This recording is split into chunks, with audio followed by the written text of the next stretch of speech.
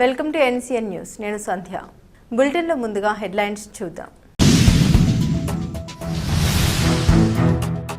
ఎన్టీఆర్ ఆశయాలను ముందుకు తీసుకెళ్లాలి. కొవ్వూరు ఎమ్మెల్యే ముప్పిడి వెంకటేశ్వరరావు.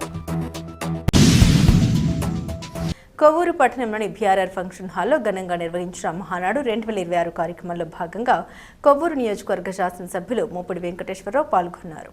తెలుగుదేశం పార్టీ వ్యవస్థాపకులు మాజీ ముఖ్యమంత్రి స్వర్గీయ నందమూరి తారక రామారావు 103వ జయంతి పురస్కరించుకుని MLA Muppidi Venkateswararao cake cut చేసి పార్టీ నాయకులకు కార్యకర్తలకు శుభాకాంక్షలు తెలిపారు. ఈ సందర్భంగా ఎమ్మెల్యే వెంకటేశ్వరరావు మాట్లాడారు. అన్న ఎన్టీఆర్ ఆశయాలను ప్రతి కార్యకర్త ముందుకు తీసుకెళ్లాలని, తెలుగు ప్రజల ఆత్మగౌరవాన్ని కాపాడడమే తెలుగుదేశం పార్టీ లక్ష్యమని అన్నారు. మహానాడు కార్యక్రమం పార్టీకి దిశానిర్దేశం చేసే మహత్తర వేదిక అని ప్రతి కార్యకర్త పార్టీ బలోపేతానికి కృషి చేయాలని పిలుపునిచ్చారు.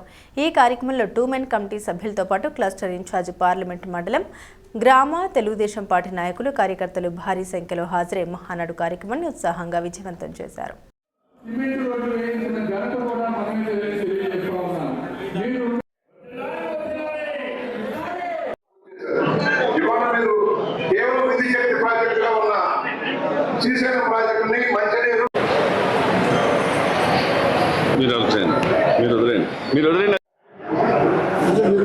రండి చిన్ని గారు.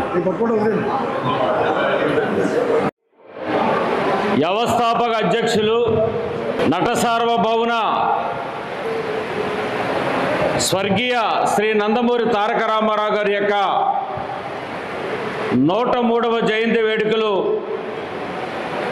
కొవ్వూరు నియోజకవర్గం తెలుగుదేశం పార్టీ ఆధ్వర్యంలో అంగరంగ వైభవంగా ఈరోజు ఈ మహానాడు సందర్భంగా ఎన్టీ రామారావు గారికి విగ్రహానికి నివాళులర్పించి కేక్ కట్ చేసి ఈరోజు వారి జన్మదిన వేడుకలు మనం జరుపుకుంటా ఉన్నాం. ఈ సందర్భంగా కొవ్వూరు నియోజకవర్గానికి సంబంధించి తెలుగుదేశం పార్టీ నాయకులకు కార్యకర్తలకు ఈ మహానాడులో హాజరైనటువంటి ప్రతి ఒక్కరికి కూడా పేరు పేరున ఎన్టీ రామారావు గారి యొక్క 103వ జయంతి శుభాకాంక్షలు మీ అందరికీ కూడా తెలియజేస్తా ఉన్నా. అన్న నందమూరి తారక రామారావు గారు చిన్నప్పటి నుంచి కూడా ఒక చురుకైనటువంటి యువకుడుగా చదువుకున్నటువంటి రోజుల్లో కానీ, ఉద్యోగం చేసేటప్పుడు కానీ, సినీ రంగంలో కానీ ఈ సమాజం పట్ల, ఈ సమాజంలో ఉన్నటువంటి బడుగు బలహీన వర్గాల పట్ల, మహిళల పట్ల ఆలోచించేటువంటి వ్యక్తి అన్న నందమూరి తారక రామారావు గారు. ఆయన ఉద్యోగం చేస్తున్నటువంటి సబ్ రిజిస్ట్రార్గా ఉద్యోగం చేస్తున్న టైంలో కూడా ఆయన అవినీతి అనేటువంటిది ఏదైతే ఇవాళ జరుగుతూ ఉంటుందో మనందరికీ కూడా తెలుసు. దానిని కూడా ఆయన తట్టుకోలేక బయటకు వచ్చి ఆ ఉద్యోగానికి రాజీనామా చేసి సినీ రంగంలో ప్రవేశించారు.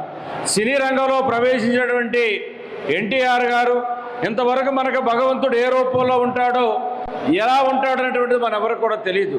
కానీ ఎన్టీ రామారావు గారి ద్వారాగా ఒక రాముడు ఏ విధంగా ఉంటాడు, ఒక కృష్ణుడు ఏ విధంగా ఉంటాడు, ఒక దుర్యోధనుడు ఏ విధంగా ఉంటాడు, ఒక వెంకటేశ్వర స్వామి ఏ విధంగా ఉంటాడు అనేటువంటి దాని మీద ఇవాళ ఆంధ్ర రాష్ట్రంలోనే కాదు ప్రపంచ దేశాల్లో కూడా ఒక దేవుడు అనేటువంటి మనం పూజించి ఆరాధిస్తున్నటువంటి దేవుడు ఏ రూపంలో ఉంటాడని చెప్పని చూపించేటువంటి వ్యక్తి ఇవాళ నందమూరి తారక రామారావు గారిని తెలియపరుస్తూ ఉన్నా.